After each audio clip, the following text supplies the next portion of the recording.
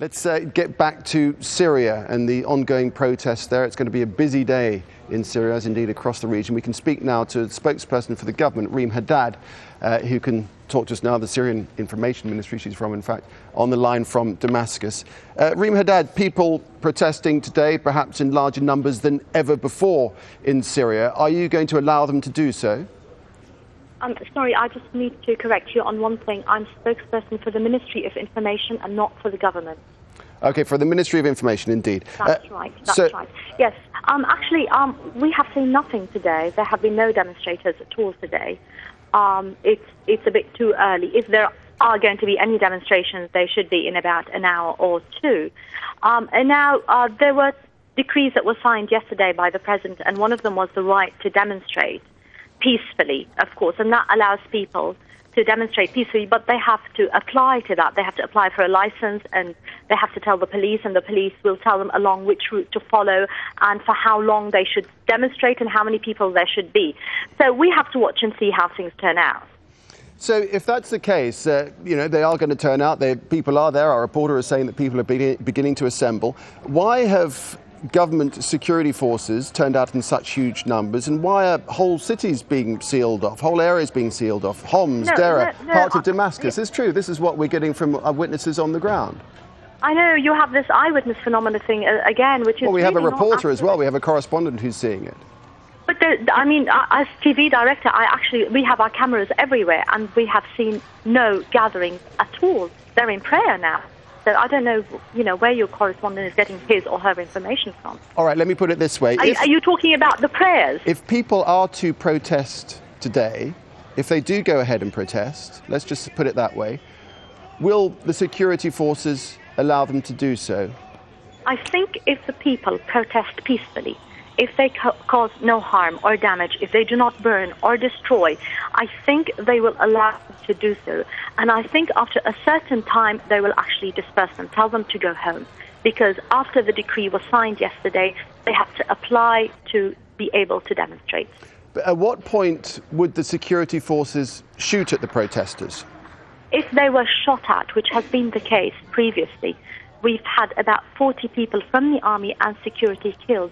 Syrian television has actually aired photos of those people who have been killed, and after they'd been killed, their bodies were mutilated. This has been on Syrian TV, as your correspondent will tell you. Yeah, but I'm talking about the protesters. Up to 220, perhaps more protesters have been killed in this series of weeks leading up to today. How do you know? How do you know 220 people have been killed? Good God. I mean, where did that number come from? These are figures that have been put forward, so we know for a fact that security forces have shot on protesters. Hang on. Let me put it this way then. Are you suggesting, are you denying? No, excuse me, I need to argue that point with you. Put forward by whom? I mean, for goodness sake, if you say 200 people have been killed, as director of Syrian television, which is my job, I want the names and addresses and the telephone numbers, and then I will verify it for you. There's a great many. There are a great many protesters. This is simply Reem not Haddad, correct. It's not professional. There are a great many protesters who've given us these figures. You may dispute them. But that's do you fine. have names? I am sorry. You may dispute them. Let me put it this way. I can tell you now that 600 people have been killed. Do they have names? I mean, you have to authenticize this. All right. Let me put it this way. If we speak again in 24 hours' time, can you categorically guarantee that none of the security forces will have shot on the protesters? Can you give us that guarantee? How can I guarantee? It depends if they're going to shoot at them, if the protesters are going to start shooting first. I mean, how can I guarantee something? I'm not a mind reader. I don't read into the future.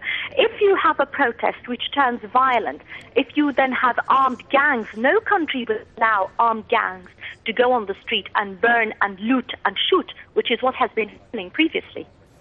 You have put it forward in the past that a lot of the protesters are Islamists, that it's an Islamist effort behind the protests that we've been seeing in Syria. You'll also agree, I'm sure, that the pictures we see of the protests on the streets of Syria show many, many thousands of people. Are you really suggesting that they don't come from all walks of life and that they are all Islamists? Is that your point of view?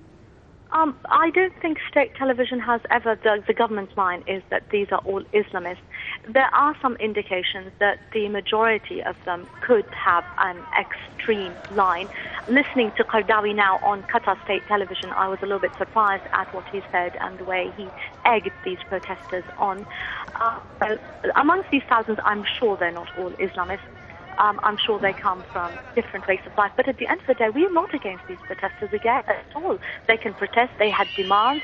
They wanted the lifting of the emergency law. They wanted state security courts to go. They wanted their media. And all these things have been delivered. But what we are against as a country and as people, we are united in that we do not want these protests to become violent and to destroy and damage and disrupt the life of community. Please remember that Syria is 23 million people, and thousands do not at all symbolize the Syrian people. Reem Haddad, we appreciate your time. Thanks a lot.